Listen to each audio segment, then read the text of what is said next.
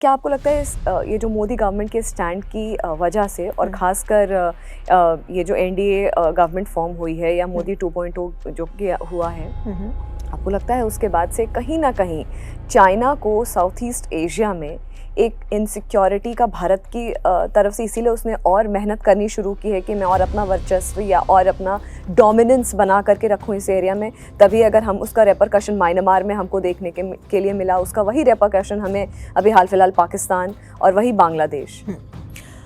देखिए, उसके लिए थोड़ा सा हमें ना जूम आउट करके समझने की ज़रूरत है कि चाइना, असल में चाइना का वर्ल्ड व्यू क्या है।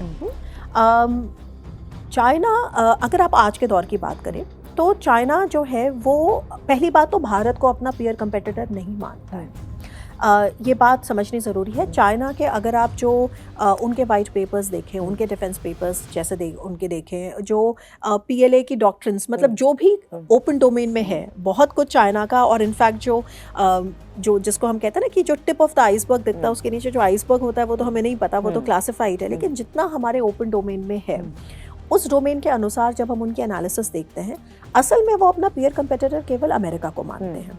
अब भारत को वो पीयर कंपेटिटर नहीं मानते हैं। भारत को लेकर उनकी नीति बड़ी क्लियर है।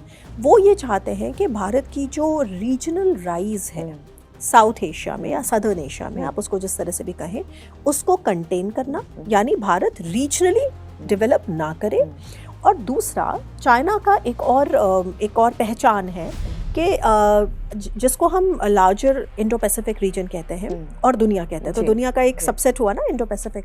तो चाइना कहता है कि देखिए, जब वर्ल्ड के लेवल की बात आती है तो ग्लोबली स्पीकिंग एक मल्टीपोलर ऑर्डर जो है वो ठीक है, क्योंकि यूएस एक हमारा पीयर कंपेटिटर है। अभी हमें वक्त लगेगा यूएस से आगे निकलने में, चाहे वो मिलिट्री कैपेबिलिटीज़ हों, चाहे वो साइबर कैपेबिलिटीज़ हों, चाहे वो इकोनॉमिक कैपेबिलिटीज़ हों। अभी भी अमेरिका दुनिया की सबसे बड़ी मिलिट्री है, सबसे बड़ी इकॉनमी है।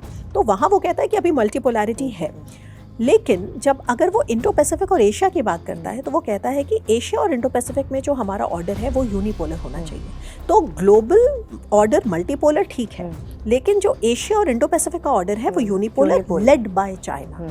इसका मतलब यह है कि चाइना इस रीजन में अपना किसी को पीयर कंपेटिटर नहीं मानता है।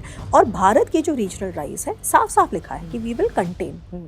तो इनसिक्योरिटी, अगर मैं वर्ड यूज़ करें, इट इज़ जस्टिफाइड जो इस वक्त जो उनका स्टैंड है भारत को लेकर के? तो भारत को लेकर, हाँ, थोड़ा सा ये भी समझने की ज़रूरत है स्मृति, कि जो चाइना के जैसा अगर हम लोग कई बार बात करते हैं कि what must be keeping Xi Jinping awake at night, तो उसका जो उत्तर है कि भाई शी जिनपिंग को रात में क्या जगा के रखता है, तो उसका उत्तर भारत नहीं है, उसका उत्तर ताइवान है और यूएस है।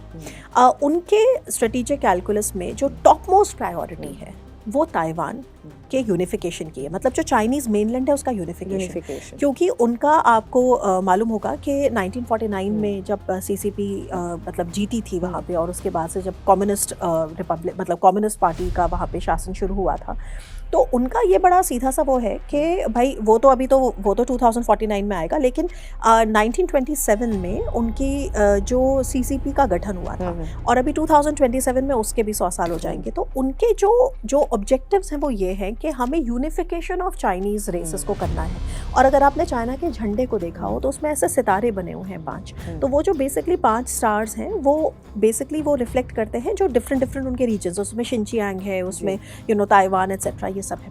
तो unification of the Chinese middle kingdom, वो ये चाहते हैं।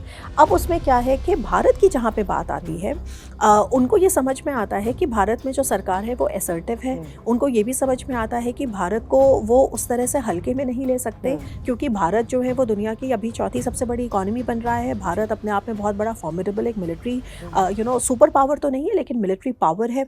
और सबसे बड़ी बात है कि जो डेमोग्राफिक हमारे पास एडवांटेज है, डेमोग्राफिक एडवांटेज का मतलब जो हमारे पास ये जो 1.5 बिलियन की पॉपुलेशन है, जिसमें से सबसे ज़्यादा जो यंग लोग हैं वो भारत में। चाइना में भी अगर आप देखें तो वो डिक्लाइन हो रहा है धीरे धीरे अब, लेकिन भारत में हमारे पास ये बहुत बड़ा उसका एडवांटेज है।